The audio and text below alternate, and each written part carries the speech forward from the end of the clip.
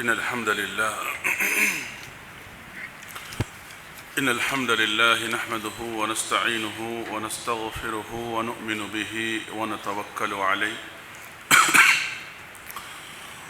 ونعوذ بالله من شرور أنفسنا ومن سيئات أعمالنا ومن يهده الله فلا مضل له ومن يضلله فلا هادي له وأشهد أن لا إله إلا الله وأشهد أن محمدًا عبده ورسوله يا أيها الذين آمنوا اتقوا الله حق تقاته ولا تموتن إلا وأنتم مسلمون يا أيها الناس اتقوا ربكم الذي خلقكم من نفس واحدة وخلق منها زوجها وبث منهما رجالا كثيرا ونساء واتقوا الله الذي تساءلون به والأرحام إن الله كان عليكم رقيبا يا أيها الذين آمنوا اتقوا الله وقولوا قولا سديدا يصلح لكم أعمالكم ويغفر لكم ذنوبكم ومن يطع الله ورسوله فقد فاز فوزا عظيما أما بعد فإن خير الحديث كتاب الله وخير الهدي هدي محمد صلى الله عليه وسلم وشر الأمور محدثاتها وكل محدثة بدعة وكل بدعة ضلالة وكل ضلالة في النار. أعوذ بالله من الشيطان الرجيم. بسم الله الرحمن الرحيم. قال لا تختصموا لدي وقد قدمت إليكم بالوعيد ما يبدل القول لدي وما أنا بظلام للعبيد يوم نقول لجهنم هل امتلأت وتقول هل من مزيد وأزلفت الجنة للمتقين غير بعيد هذا ما توعدون لكل أواب حفيظ من خشي الرحمن بالغيب وجاء بقلب منيب ادخلوها بسلام ذلك يوم الخلود.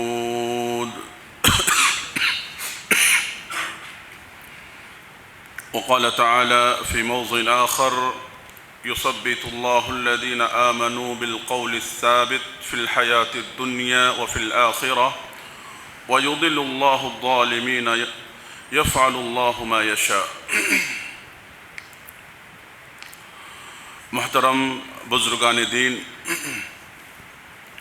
और नौजवानान इस्लाम, पर्दा नशी ख़वातीन इस्लाम, हर तरह की बुज़ुर्गी बड़ाई हम्दो सना उस अल्लाह वहदहु ला शरीक के लिए लायक़ व ज़ेबा है जो अकेला इस कायनात का हर मखलूक़ात की हम्दो सना का अकेला ज़ात मुस्तहिक़ अल्लाह की ज़ात है।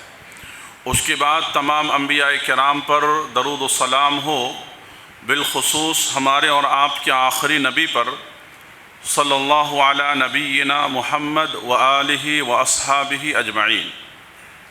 हाज़रीन जुमा, आज के इस खुतबे जुमा में अल्लाह के फ़ज़ल और उसके एहसान से आप हज़रात के सामने जिस मौजू के तहत मैं खड़ा हुआ हूँ, जिस मौजू पे गुफ्तगू करने के लिए, वो मौजू है दीन इस्लाम पर इस्तिक़ामत, दीन इस्लाम पर सबात कदमी।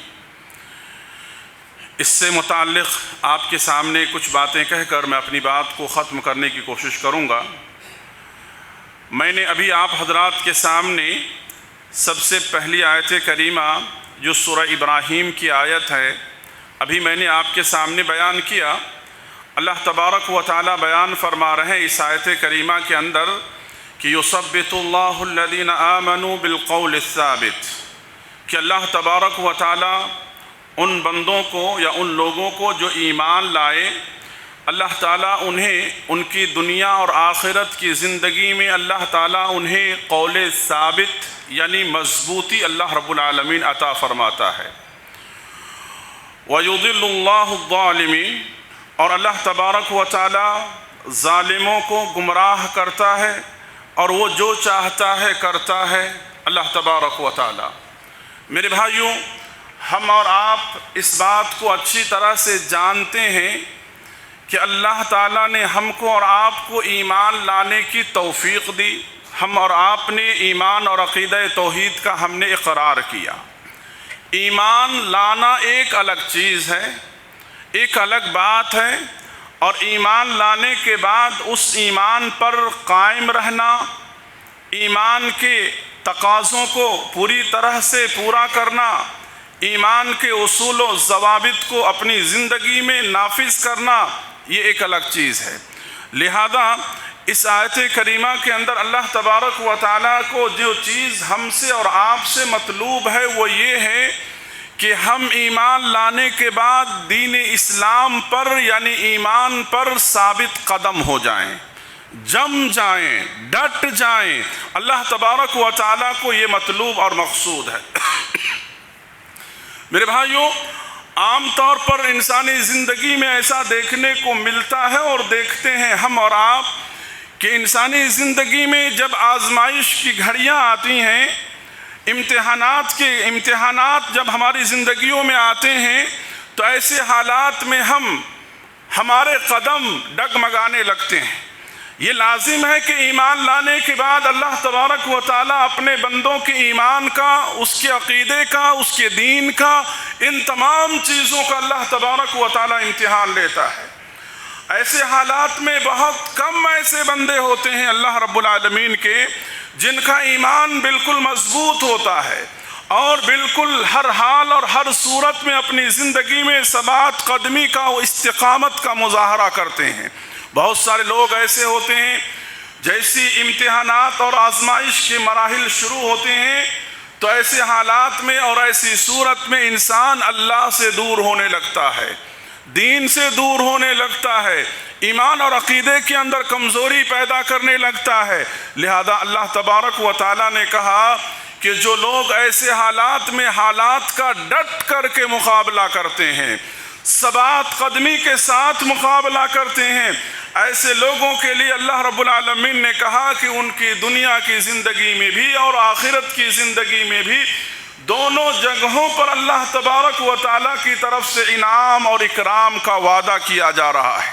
لہذا آپ دیکھیں گے کہ نبی کریم صلی اللہ علیہ وسلم سے صحابی رسول جن کا نام تھا سفیان بن عبداللہ الثقفی رضی اللہ عنہ، اللہ کے رسول صلی اللہ علیہ وسلم سے سوال کرتے ہیں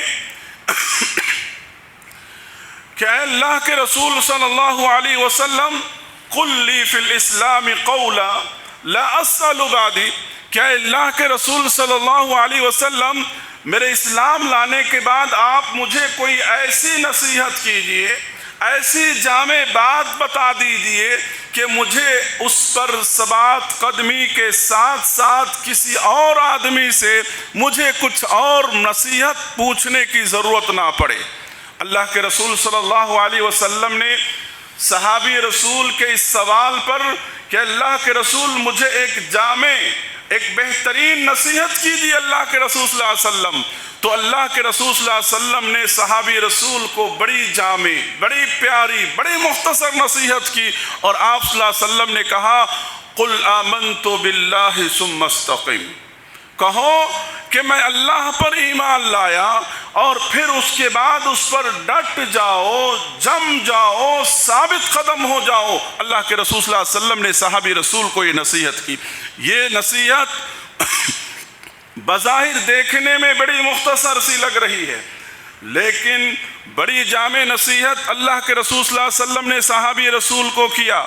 یعنی اسلام کے جتنے بھی تقاضے ہیں، اسلام کے جتنے بھی اصول و ضوابط ہیں، اسلام کے جتنے بھی پیغامات تم نے سنے ہیں، یعنی ان تمام چیزوں پر تمہیں ثابت قدمی کے ساتھ تمہیں اپنی زندگی کو گزارنا ہے۔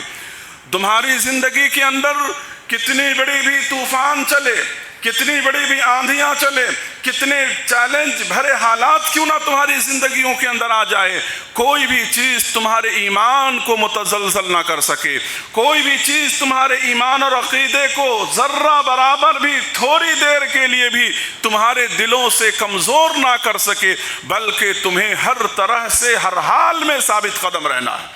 میرے بھائیو، نبی کریم صلی اللہ علیہ وسلم سے صحابہ نے ایک مرتبہ سوال کیا کہ اللہ کے رسول صلی اللہ علیہ وسلم، کیا بات ہے کہ وقت سے پہلے آپ کے سر کے بال سفید ہو گئے؟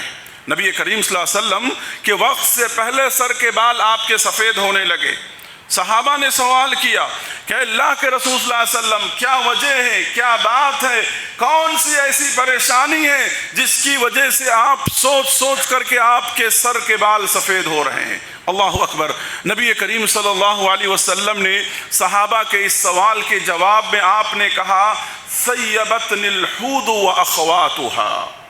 قرآن مجید کے اندر ایک سورہ ہے جس سورہ کا نام سورہ ہود ہے۔ کہا کہ سورہ ہود اور اس جیسی یعنی اس کی بہنیں، ان چیزوں نے مجھے بوڑھا کر دیا۔ مطلب سورہ ہود کو جب آپ پڑھیں گے، قرآن مجید کی سورہ کو، جس کے اندر اللہ تعالیٰ نے نبیوں کو اس کی ذمہ داری کے بارے میں بار بار اللہ نے ذکر کیا ہے، اور ذمہ داریوں کا احساس اللہ تعالیٰ نے دلایا ہے، اور ذمہ داریوں کا تذکرہ کرتے ہوئے اللہ تبارک و تعالیٰ نے کہا، فاستقم کما امرت، فاستقم کما امرت، آپ ثابت قدم رہیے، آپ ثابت قدم ہو جائیے جیسے کہ اللہ تبارک و تعالیٰ کا حکم ہے۔ مفسرین لکھتے ہیں کہ نبی کریم صلی اللہ علیہ وسلم نے اس آیت کریمہ کا اتنا اثر لیا نبی کریم صلی اللہ علیہ وسلم نے کہ اس کی وجہ سے آپ کے سر کے بال سفید ہونے لگے وقت سے پہلے۔ اللہ اکبر۔ یعنی احساس ذمہ داری، یعنی احساس ذمہ داری کا تذکرہ کیا جا رہا ہے۔ لہذا ہم کو، آپ کو اپنے ایمان کے متعلق، اپنے دین کے متعلق، اپنے عقیدے سے متعلق ان تمام چیزوں کے معاملے میں فکر مندی کا احساس ہم کو، آپ کو دلایا جا رہا ہے۔ میرے بھائیوں، عام طور پر آپ دیکھیں گے کہ اللہ تبارک و تعالیٰ نے مومنوں کی ان استقامت بھری زندگیوں کا تذکرہ کرنے کے بعد اللہ تعالیٰ نے بڑی بڑی بشارتیں اور بڑی بڑی خوشخبریاں اللہ تبارک و تعالیٰ نے سنائی ہے۔ اللہ تبارک و تعالیٰ نے حامیم السجدہ کے اندر اللہ رب العالمین نے خوشخبری ان لوگوں کے لیے بیان فرمایا جو لوگ دین پر ثابت قدم رہتے ہیں، استقامت کے ساتھ زندگی گزارتے ہیں دین اسلام پر۔ لہذا اللہ نے کہا، ان الذین قالوا ربنا اللہ ثم استقاموا تتنزل علیہم الملائکہ الا تخافوا ولا تحزنوا، کہ ان لوگوں نے، جن لوگوں نے کہا کہ یقیناً ہمارا رب رب العالمین ہے، جن لوگوں نے کہا کہ یقیناً ہمارا رب رب العالمین ہے، پھر وہ استقامت کے ساتھ ڈٹ گئے دین اسلام پر، ثابت قدمی کا انہوں نے مظاہرہ کیا، تو اللہ رب العالمین کہہ رہے ہیں کہ ایسے لوگوں پر تتنزل علیہم الملائکہ، ہمارے فرشتوں کا نزول ہوتا ہے ایسے لوگوں کے اوپر ان کی وفات کے وقت میں، ان کی زندگیوں میں، اور اللہ کے فرشتے انہیں کہتے ہیں کہ تمہیں کوئی غم کرنے کی ضرورت نہیں ہے، کوئی افسوس کرنے کی ضرورت نہیں ہے جو تم اس دنیاوی زندگی کو چھوڑ کر کے جا رہے ہو، بلکہ تمہیں خوش ہو جانا چاہیے، اللہ نے تمہارے لیے جنت جیسی نعمتوں کو اللہ نے تیار کر رکھا ہے۔ تو دین اسلام پر جو لوگ زندگی میں استقامت برتتے ہیں، ایسی صورت میں ان لوگوں کے لیے انعام بھی اللہ نے بہت بڑا تیار کر رکھا ہے، جنت جیسی نعمتیں اللہ نے اس کے لیے تیار کر رکھا ہے۔ میرے بھائیوں، آپ دیکھیں گے کہ انسانی زندگی میں عام طور پر آزمائش دو طرح کی آتی ہے۔ آزمائش عام طور پر آپ دیکھیں گے کہ دو طرح کی آزمائشیں ہوتی ہیں، اور ان دو طرح کی آزمائشوں میں ایک بندہ مومن کو استقامت برتنا ہے، استقامت کو اپنانا ہے، جو کہ ہم نبی کریم صلی اللہ علیہ وسلم کی زندگی میں دیکھتے ہیں۔ ایک ہے آزمائش ترہیب کی آزمائش، اور ایک ہے ترغیب کی آزمائش۔ یہ دو آزمائش ہے، ترغیب اور ترہیب۔ ترہیب کا مطلب یہ ہے کہ جب آپ دین پر عمل کریں گے، دین کے پیغام کو، کلمہ توحید کو دوسروں تک پہنچائیں گے، سنت پر عمل کریں گے، کتاب و سنت کو عام کرنے والے آپ بنیں گے، ایسی صورت میں دشمنان اسلام آپ کے خلاف طرح طرح کی سازشیں کرے گا۔ دشمنان اسلام آپ کو ڈرائے گا، آپ کو دھمکائے گا، آپ کا نقصان کرے گا، کبھی جانی مالی آپ کا نقصان کرے گا، کبھی آپ کو طرح طرح سے پریشان کرنے کے لیے طرح طرح کے الزامات آپ کے اوپر ڈالے گا۔ لہذا اس کو کہا جاتا ہے ترغیب، ڈرانا، دھمکانا۔ لہذا ہر حال میں ایک بندہ مومن ان چیزوں سے ڈرتا نہیں، ان حالات سے خوف نہیں کھاتا ہے۔ اگر وہ خوف کھاتا ہے تو صرف اللہ رب العالمین سے، کیونکہ اسے معلوم ہے کہ موت اور زندگی، عزت، ان تمام چیزوں کا مالک اللہ رب العالمین ہے، اللہ کے علاوہ کوئی انسان نہیں ہے۔ تو لہذا آپ دیکھیے نبی کریم صلی اللہ علیہ وسلم کی 13 سالہ زندگی، نبی کریم صلی اللہ علیہ وسلم کی 13 سالہ زندگی، مکے کے اندر مسلمانوں کو پہلے ترغیب کا معاملہ کیا گیا، ڈرایا گیا 13 سال۔ آپ دیکھیے اس کے اندر کئی سال مسلمانوں کو دھمکائے گئے، بے گناہ مسلمانوں کو مارے گئے، کاٹے گئے، ان کے گھروں سے انہیں نکالا گیا، ظلم و ستم کے پہاڑ توڑے گئے۔ نبی کریم صلی اللہ علیہ وسلم کو کبھی جادوگر کہا گیا، کبھی شاعر کہا گیا، کبھی دیوانہ کہا گیا، کبھی مجنون کہا گیا، طرح طرح کے الزامات نبی کریم صلی اللہ علیہ وسلم کے اوپر لگائے گئے۔ لیکن آپ صلی اللہ علیہ وسلم یا آپ کے صحابہ، اللہ اکبر، ان تمام لوگوں نے کبھی بھی آپ دیکھیے دین سے، اسلام سے ثبات قدمی اور استقامت اور ان کا بڑھتا گیا، لیکن کبھی مڑ کر اور پلٹ کر ان چیزوں کی طرف انہوں نے نہیں دیکھا۔ اس کو ترغیب کی آزمائش کہی جاتی ہے۔ جب مشرکین مکہ اپنے ان ترغیبی کاموں کے اندر بھی وہ ناکام ہو گئے، نامراد ہو گئے، اور مسلمانوں کی استقامت کو دیکھ کر کے حیران ہو گئے، تو ان لوگوں نے ترغیب کے طریقے کو انہوں نے اپنایا۔ ترغیب کا طریقہ یہ ہے کہ آدمی کو مال کا، عہدے کا، عورتوں کا، ان تمام چیزوں کا لالچ دینا انسان کو۔ جیسے کہ عتبہ جو مشرکین مکہ کے اندر، مکے والوں کی طرف سے عتبہ جو بڑا سمجھدار سردار مانا جاتا تھا، بڑا عقل مند مانا جاتا تھا، ترغیب کے لیے نبی کریم صلی اللہ علیہ وسلم کے پاس اس کو بھیجا گیا۔ عتبہ نبی کریم صلی اللہ علیہ وسلم کی خدمت میں آتا ہے، اور آ کر کے اس نے نبی کریم صلی اللہ علیہ وسلم کے سامنے بیٹھا، اور بیٹھ کر کے اس نے کہا نبی کریم صلی اللہ علیہ وسلم سے کہ اے محمد صلی اللہ علیہ وسلم، اے بھتیجے، تمہیں کیا ہو گیا ہے؟ تم کتنے اچھے انسان تھے، تم کتنے عظیم انسان تھے، اب تمہارے اوپر دعوت کا یہ کون سا جنون سوار ہو گیا ہے جس دعوت کے ذریعے سے تم گھروں میں جدائی ڈال رہے ہو، ایک دوسروں کو دور کر رہے ہو؟ دین اسلام کی جو دعوت لے کر اللہ کے رسول صلی اللہ علیہ وسلم کھڑے ہوئے تھے، آپ کو اس دعوت سے روکنے کے لیے عتبہ نے کہا کہ اس دعوت سے چاہتے کیا ہو میرے بھتیجے؟ تم کیا چاہیے؟ تمہیں دولت چاہیے؟ عرب کا سارا خزانہ ہم تمہارے قدموں کے اندر لا کر کے رکھ دیتے ہیں۔ اللہ کے رسول صلی اللہ علیہ وسلم سے کہا عہدہ چاہتے ہو؟ عرب، پورے عرب کا ہم تمہیں سردار بنا لیتے ہیں۔ کیا عرب کے اندر آپ حسین و جمیل عورت چاہتے ہو تو ہم سب سے حسین عورت سے آپ کا نکاح کروا دیتے ہیں۔ ولیعوذ باللہ، یہ لمبی چوڑی تقریر عتبہ نے کی نبی کریم صلی اللہ علیہ وسلم کے سامنے۔ اللہ کے رسول صلی اللہ علیہ وسلم نے اس کی ساری بات کو بڑی خاموشی کے ساتھ سنی۔ آپ صلی اللہ علیہ وسلم سنتے رہے، کہا کہ اب تمہاری بات ہو گئی، مکمل کر لیے؟ اللہ کے رسول صلی اللہ علیہ وسلم سے جب عتبہ نے کہا کہ ہاں، تب اللہ کے رسول صلی اللہ علیہ وسلم نے کہا کہ اب میری بات سنو۔ اللہ کے رسول صلی اللہ علیہ وسلم نے اس کے سامنے کوئی لمبی چوڑی تقریر نہیں کی، بلکہ اللہ کے رسول صلی اللہ علیہ وسلم نے اس کے سامنے حامیم فصلت کی آیت اللہ کے رسول صلی اللہ علیہ وسلم نے تلاوت کی، اور آیت کی تلاوت کرتے کرتے جب اللہ کے رسول صلی اللہ علیہ وسلم اس آیت کریمہ پر پہنچے، فَإِنْ أَعْرَضُوا فَقُلْ أَنذَرْتُكُمْ صَاعِقَةً، اللہ کے رسول صلی اللہ علیہ وسلم جب اس آیت پر پہنچے تو عاد و سمود کی طرح تمہارا بھی انجام کہیں نہ ہو جائے۔ عاد و سمود کو جس طرح سے اللہ نے نیست و نابود کر دیا، اللہ تبارک و تعالیٰ کی دین کی مخالفت کی وجہ سے، انبیاء کو جھٹلانے کی وجہ سے، انبیاء کی تکذیب کرنے کی وجہ سے، کہیں ایسا نہ ہو کہ تمہارا بھی انجام وہی ہو جائے اور تم عاد و سمود کے کھنڈرات پر سے گزرتے ہوئے تجارت کے ملک شام جاتے ہو، ان تمام چیزوں کو تم اپنی نگاہوں سے دیکھتے ہو، ان چیزوں سے تم نصیحت حاصل نہیں کرتے۔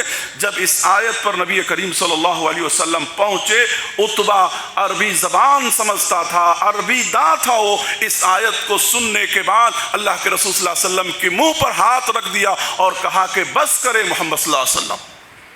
اللہ کے رسول صلی اللہ علیہ وسلم کے سامنے اتنی لالچ، اتنا ترغیب دلایا گیا، اتنا کچھ دیا گیا، آپ صلی اللہ علیہ وسلم دین پر ثابت قدم رہے۔ اس کو کہا جاتا ہے استقامت۔ یہ ہے استقامت۔ آپ ادھر سے ادھر نہیں ہوئے۔ اللہ کے رسول صلی اللہ علیہ وسلم کے چچا ابو طالب نے جب دیکھا کہ مکے والے اس قدر آپ کی مخالفت کر رہے ہیں، جان کو خطرہ ہے، جانی حملے آپ کے اوپر لوگ کر رہے ہیں، اللہ کے رسول صلی اللہ علیہ وسلم سے آ کر کے منت سماجت کی، کہا بھتیجے تم اپنے کام سے باز آ جاؤ۔ اللہ کے رسول صلی اللہ علیہ وسلم نے کیا کہا؟ اللہ کے رسول صلی اللہ علیہ وسلم نے اپنے چچا ابو طالب سے کہا کہ میرے چچا، اگر یہ لوگ میرے ایک ہاتھ میں سورج اور ایک ہاتھ میں چاند بھی اگر لا کر کے رکھ دیں گے، میں اپنی دعوت سے، اپنی ذمہ داری سے باز آنے والا نہیں ہوں، ایک لمحے کے لیے باز آنے والا نہیں ہوں۔ یہ ہے استقامت، یہ دین پر استقامت ہے۔ میرے بھائیو، ان ساری چیزوں کے ذریعے سے ہم اور آپ سمجھ سکتے ہیں کہ دین پر استقامت کتنی ضروری سی چیز ہے۔ استقامت ہے یہ، لہذا استقامت کے کچھ اسباب ہیں، استقامت کو اپنانے کے کچھ اسباب ہیں، جس میں سب سے پہلی بات یہ ہے کہ انسان کی تربیت دینی ناحیے سے ہونا چاہیے۔ اب بھائی استقامت کیا ہے؟ تو استقامت یہ ہے کہ جب کبھی ہمارے ایمان، عقیدے، ہمارے دین کے اوپر خطرات منڈلائے، استقامت کا ڈیفینیشن سمجھو کہ جب کبھی ہمارے دین، عقیدہ، ایمان کے اوپر کبھی بھی کوئی خطرات منڈلائے، دشمنوں کی طرف سے کوئی خطرات کی پیشکش ہو، ایسے حالات میں دین پر جم جانا، ان تمام چیزوں کی پرواہ کیے بغیر اور دین اسلام پر ثابت قدم رہنا، یہی استقامت کہلاتا ہے۔ لہذا استقامت کے اسباب میں سب سے پہلا سبب یہ ہے کہ آدمی کی تربیت ایمانی اعتبار سے، دینی اعتبار سے، علم کے ناحیے سے ہونا چاہیے، دینی ناحیے سے ہونا چاہیے۔ جس انسان کی تربیت دینی ناحیے سے جس قدر مضبوط ہوگا، وہ دین اسلام پر اتنا ہی مستقیم ہوگا، استقامت سے زندگی گزارے گا۔ وہ آپ کے سامنے میں مثال پیش کرتا ہوں۔ نبی کریم صلی اللہ علیہ وسلم جیسی وفات پائے، اللہ کے رسول صلی اللہ علیہ وسلم کی وفات کے بعد آپ کو معلوم ہے کہ پورے عرب کے اندر جزیرۃ العرب کے اندر کیا ہو گیا؟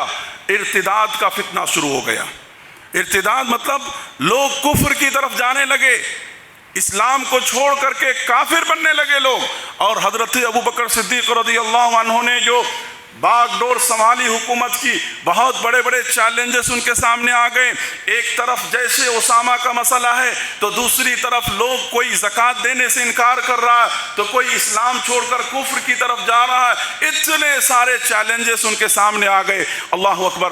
آپ اندازہ کیجئے ایسے حالات میں کہ ہر لمحہ خبر آتا تھا کہ فلاں قبیلہ مرتد ہو گیا، کفر میں چلا گیا، فلاں علاقے کے لوگ کفر میں چلے گئے، ہر وقت یہی خبریں آ رہی تھی۔ ایسے حالات میں صرف 3 شہر ایسے تھے جو ارتداد سے بچے ہوئے تھے، ایک مکہ، ایک مدینہ اور تیسرا طائف۔ مکہ، مدینہ اور طائف، جہاں پر ایک آدمی بھی اسلام نہیں چھوڑا۔ کیوں؟ اہل علم بیان کرتے ہیں، اہل علم اس کی حکمت بتاتے ہیں کہ وہاں کے لوگ اسلام سے اس لیے نہیں پھرے کیونکہ ان لوگوں کی تربیت بہت لمبی مدت تک نبی کریم صلی اللہ علیہ وسلم نے کی تھی۔ آپ کی تربیت میں بہت دن ان لوگوں نے زندگی گزارے تھے۔ آپ صلی اللہ علیہ وسلم کی تربیت کا اثر تھا کہ ان لوگوں کے اوپر کچھ فرق نہیں پڑا، ایسے حالات میں بھی وہ اسلام پر ثابت قدم رہے۔ اور جو لوگ اسلام سے پھر رہے تھے، آخری وقت میں، آخری زمانے میں چند منٹ یا چند دنوں پہلے ایمان لائے تھے، وہ لوگ چند مہینے پہلے ایمان لائے تھے، جن کی صحیح تربیت نہیں ہونے کی وجہ سے اس طرح کا ماحول پیدا ہوا تھا۔ میرے بھائیوں، آج بھی آپ دیکھیں، اگر آپ علاقے کا اور حالات کے اوپر اگر آپ نظر رکھتے ہیں، اگر آپ سروے کریں گے، تو سب سے زیادہ لوگ جو ہے قریہ اور دیہاتوں اور ولیجوں کے اندر زیادہ تر لوگ کیا ہیں؟ اسلام سے پھر جاتے ہیں۔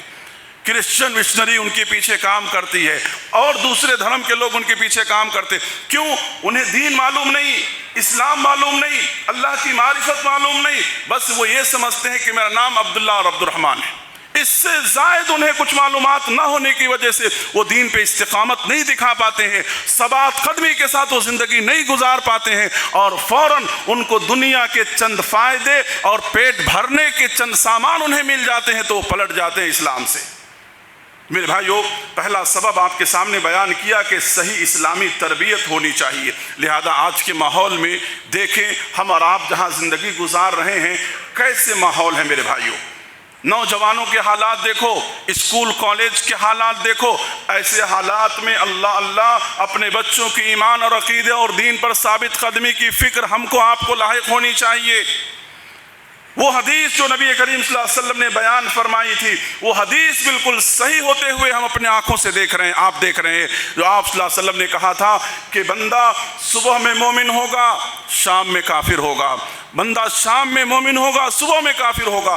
آج دیکھو میرے بھائیوں، کیسے کیسے فتنے، اللہ اکبر، کہیں پر دمازیت کا فتنہ ہے تو کہیں پر انکار حدیث کا فتنہ ہے تو کہیں پر اور فتنہ تو کہیں پر اور فتنہ، کس طرح کے فتنے جنم لے رہے ہیں، اچھے اچھے ایمان والوں کے پیر متزلزل ہو جا رہے ہیں۔ یہ تمام فتنے سر چڑھ کر کے بول رہے ہیں، اور یہ تمام فتنہ کوئی معمولی فتنہ نہیں ہے میرے بھائیوں، جس کی زد میں آج بڑی تعداد نوجوانوں کی، بڑی تعداد عبادت گزاروں کی، بڑی تعداد زہادوں کی آج ان تمام فتنوں کا شکار ہو رہی ہے میرے بھائیوں۔ لہذا ہم اور آپ غافل ہو کر کے نہ سوئیں کہ ہم تو اپنی جگہ پر محفوظ ہیں، نہیں میرے بھائیوں، اپنے آپ کا جائزہ لو۔ لہذا استقامت بہت ضروری چیز ہے دین کے اوپر، بہت ضروری سی چیز ہے دین پر استقامت۔ لہذا دوسری چیز جو ہے، قرآن مجید سے اپنا تعلق پیدا کریں آپ۔ قرآن مجید سے یعنی استقامت کے اسباب میں سے دوسری چیز یہ ہے کہ استقامت کے لیے قرآن سے اپنا تعلق پیدا کریں، قرآن کو پڑھیں، ترجمے کے ساتھ پڑھیں، قرآن کی تلاوت کریں، قرآن کا معنی اور مطلب سمجھنے کی کوشش کریں۔ اس کے لیے بہترین طریقہ یہ ہے کہ آج کل الحمدللہ ہماری مسجدوں میں فجر میں جو قرآن کا درس ہوتا ہے، ضرور ان دروس کا اہتمام کیجیے۔ 5-10 منٹ 10-12 منٹ کا جو درس ہوتا ہے میرے بھائیوں، بڑی جامع درس ہے وہ۔ آپ سوچو ایک عالم 10 سے 12 منٹ بولنے کے لیے وہ کتنا سوچ کر کے آتا ہے، اور کتنی سمجھیے جامع اور مختصر بات آپ کے سامنے وہ رکھنے کی کوشش کرتا ہے۔ اگر آپ پابندی کے ساتھ سنتے ہیں، پوری سورتیں مہینوں ختم ہونے تک آپ کو معلوم ہو جاتا ہے۔ الگ سے بیٹھ کر آپ نہیں پڑھ سکتے، وقت نہیں ہے، یا آپ کو سمجھ میں نہیں آئیں گی کوئی باتیں تو پریشانی، یہ سب چیزیں ہیں۔ وہی اگر 10-12 منٹ اگر آپ بیٹھتے ہیں درس کے لیے تو آپ کو اس تمام چیزوں کا علم ہوگا، حالات اور فتنوں سے آگاہی آپ کو ایک اہل علم ہی بتا سکتے ہیں، دے سکتے ہیں۔ لہذا ان تمام چیزوں کو ہم اپنی زندگیوں میں اہتمام کریں۔ اور تیسری بات جو ہے وہ یہ ہے، استقامت کے اسباب میں سے ایک اہم سبب یہ ہے کہ میرے بھائیوں، ہم اللہ سے جہاں دعائیں کرتے ہیں وہاں اپنی دعاؤں کے اندر خصوصاً استقامت کے تعلق سے اللہ رب العالمین سے ہم دعا کریں۔ استقامت کے تعلق سے، اللہ تو مجھے عقیدہ توحید پر ثابت قدمی عطا فرما، اللہ تو مجھے شرک سے بچا، اللہ غلط قسم کے منہج اور فکر اور نظریات سے اللہ ہماری حفاظت فرما۔ اس طرح کی دعائیں اللہ رب العالمین سے کرنی چاہیے۔ جہاں اپنے لیے مختلف قسم کی دعائیں کرتے ہیں وہاں ثبات قدمی اور استقامت دین کے لیے اللہ رب العالمین سے دعا کرنا، یہ اسباب میں سے ایک اہم سبب ہے۔ لہذا صحابہ بیان کرتے ہیں کہ نبی کریم صلی اللہ علیہ وسلم اللہ تعالیٰ سے دعا کرتے تھے، ہمیشہ دعا کرتے تھے۔ بڑی پیاری دعا ہے، اس دعا کو آپ یاد کر لیں۔ میں وہ دعا آپ کے سامنے بیان کرتا ہوں۔ اللہ کے رسول صلی اللہ علیہ وسلم کہا کرتے تھے، اللہم مقلب القلوب ثبت قلبی علی دینک۔ اللہ اکبر۔ اے دلوں کے پھیرنے والے، اے دلوں کے الٹ پلٹ کرنے والے، میرے دل کو تیرے دین پر ثابت قدمی عطا فرما۔ جب ایک نبی یہ دعا کر رہے ہیں تو ہم اور آپ کس قدر اس دعا کے محتاج ہیں میرے بھائیوں، ہم اور آپ کس قدر اس دعاؤں کو کرنا چاہیے۔ اللہ کے رسول صلی اللہ علیہ وسلم اس دعا کو کر رہے ہیں، اللہ دلوں کو مت پھیر۔ قرآن مجید نے ہم کو ایک بڑی پیاری دعا سکھلائی، کیا دعا ہے؟ ربنا لا تزغ قلوبنا بعد اذ ہدیتنا۔ اللہ اکبر۔ اے میرے پروردگارا، اے میرے مالک، اے میرے خالق، مجھے ہدایت دینے کے بعد، میرے دل کو ہدایت اور صراط مستقیم اور عقیدہ توحید کے نور سے بھرنے کے بعد اللہ میرے دل میں کسی بھی طرح کی گمراہی مت داخل کر، کسی بھی طرح کی گمراہی میرے دلوں کے اندر تو داخل نہ کر پروردگارا۔ میرے دل کے اندر کوئی ٹیڑھا پن، کوئی کجی پن اللہ تو داخل نہ کر۔ اللہ ہم عاجز ہیں، اللہ ہم بے بس ہیں، اللہ ہمارے اختیار میں کچھ نہیں ہے پروردگارا۔ ان دعاؤں کا اہتمام میرے بھائیو ہم کو اور آپ کو کرنی چاہیے۔ اور آپ کو بتاؤں، میرے خطبے کا آخری بات، آخری پیغام یہ ہے کہ عام طور پر انسانی زندگی میں استقامت کی ضرورت دو مقامات پر بہت زیادہ پڑتا ہے۔ سب سے زیادہ ان دو مقام پر استقامت کی ضرورت ہم کو پڑتی ہے اور آپ کو پڑتی ہے۔ جو انسان پوری زندگی دین اسلام پر استقامت کے ساتھ ڈٹ کر کے کسی بھی طرح سے سمجھیے اللہ اور اس کی رسول کی تعلیمات سے سودا بازی نہیں کرتا ہے اور دھوکہ بازی نہیں کرتا ہے، پوری ثبات قدمی کے ساتھ اگر زندگی گزارتا ہے، ایسے انسان کو اللہ تعالیٰ دو مقامات پر استقامت عطا کرتا ہے۔ نہیں تو ایسے وقت میں انسان عام طور پر گمراہ ہوتا ہے۔ ایک ہے انسان کی موت کا وقت۔ موت کے وقت میں سب سے زیادہ استقامت کی ضرورت ہے، سب سے زیادہ استقامت کی ضرورت ہے۔ موت کے وقت میں اللہ اکبر، فرشتوں یہ انسانوں کے اوپر شیاطین حملے کرتے ہیں، شیاطین انسانوں کو گمراہ کرنے کی کوشش کرتے ہیں، کیونکہ انسان کی زبان سے آخری جو کلمہ نکلتا ہے، آخری جو انجام، آخری خاتمہ جو ہوتا ہے، اسی پر آگے کا سارا دار و مدار ہوتا ہے۔ اس وقت انسان کو گمراہ کرنے کی کوششیں کرتا ہے۔ موت کے وقت انسان کے اوپر سے یعنی پردے سارے ہٹا دیے جاتے ہیں، نگاہوں سے وہ پردے دور کر دیے جاتے ہیں، وہ چیز انسان دیکھنے لگتا ہے جو چیز کے اس کے آزو بازو والے لوگ دیکھتے نہیں ہیں۔ لہذا کہا گیا اپنے مرنے والے کو کلمے کی تلقین کرو۔ ہم دیکھتے ہیں کلمہ کو چھوڑ کر کے معلوم نہیں بہت سارے لوگ یاسین تو بہت سارے لوگ قرآن کے پورے نسخے تو معلوم نہیں کیا کیا پڑھتے ہیں، لیکن جو چیز کی حدیث میں حکم دیا گیا ان چیزوں کا اہتمام نہیں کرتے۔ کہا آخر کلام لا الہ الا اللہ دخل الجنہ، جو انسان کے آخری کلمہ لا الہ الا اللہ ادا کرتا ہے، ایسے انسان کو اللہ تعالیٰ ثبات قدمی عطا کرتا ہے اور اللہ تعالیٰ ایسے انسان کو جنت عطا کرے گا۔ تو میرے بھائیو، ہم زندگی کتنی بھی اچھی گزار لیں، آخر میں اگر ہم بہک گئے، آخر میں ہمارے کلمات زبان سے اچھے نہ نکلے، اگر اللہ نہ کرے ہمارے آخری لمحات برے ہو گئے تو اس کے اوپر ہمارا دار و مدار ہے۔ تو لہذا انسان کو سب سے زیادہ اپنی موت کے وقت استقامت کی اللہ سے دعا کرنی چاہیے۔ اور دوسرا استقامت کی ہم کو اور آپ کو ضرورت پڑتی ہے انسان کے دفن ہونے کے بعد، قبر میں اتارنے کے بعد۔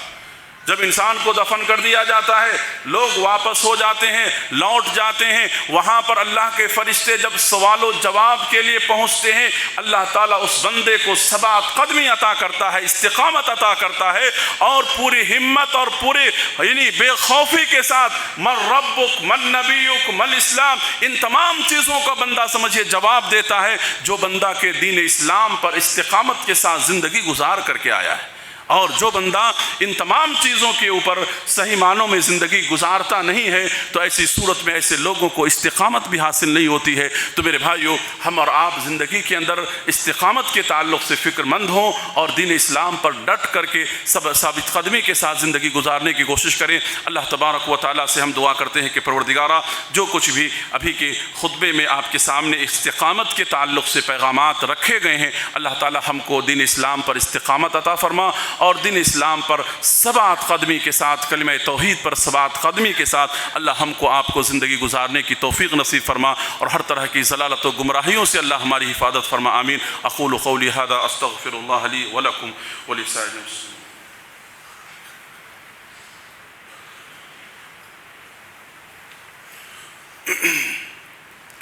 الحمد للہ رب العالمین والعاقبۃ للمتقین والصلاة والسلام علی رسولہ الامین، اما بعد۔ محترم حضرات، ابھی آپ کے سامنے دین اسلام پر استقامت کے حوالے سے کتاب و سنت کی روشنی میں جو باتیں بیان کی گئی ہے، ہم اور آپ اچھی طرح سے اس بات کو سمجھ رہے ہیں کہ آج مسلمانوں کو استقامت کی ضرورت ہے، اللہ کی معرفت اور اللہ سے جڑنے کی ضرورت ہے۔ میرے بھائیوں، ملک کے حالات کو ہم اور آپ اچھی طرح سے دیکھ رہے ہیں۔